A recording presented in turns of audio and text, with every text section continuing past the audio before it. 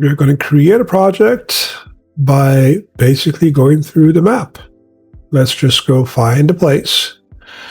And we are going to go look in Arizona. How's that? And we are going to find one of the cities, and we choose this one. By clicking on one, it basically brings a project. This is in Dewey, Arizona. We call it Dewey's house.